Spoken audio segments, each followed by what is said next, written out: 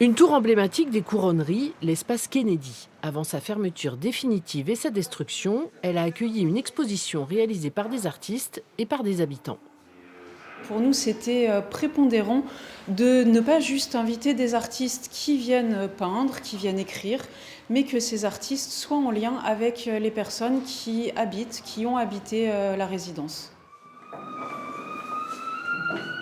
Les visiteurs ont pu suivre un guide et en apprendre un peu plus sur cet immeuble qui abritait le foyer des jeunes travailleurs.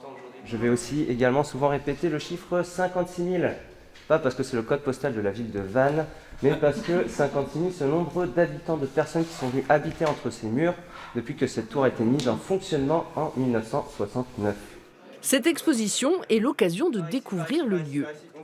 Je connaissais à peine, hein. Je passais devant sans chercher derrière. Je savais que c'était un foyer de jeunes travailleurs. C'est tout. Mais là, de savoir que ça va s'écrouler, on s'est dit, et qu'il y avait des expos, on s'est dit on va faire un tour. Les œuvres d'art sont disséminées dans les étages, dans les anciens appartements. La visite se termine au 13e avec une vue imprenable sur le quartier, le moment de faire remonter les souvenirs. J'ai travaillé avec le foyer de jeunes travailleurs à partir de 71, puisque en tant qu'éducatrice, j'ai placé des jeunes de l'aide sociale à l'enfance ici. C'est intéressant de revoir un petit peu ce qui est un petit peu le parcours et ce que c'est devenu et ce qu'ils en ont fait. Je trouve ça absolument excellent. Les jeunes installés ici ont investi un nouveau lieu le mois dernier. Quant à la destruction de la tour, elle doit commencer en octobre prochain.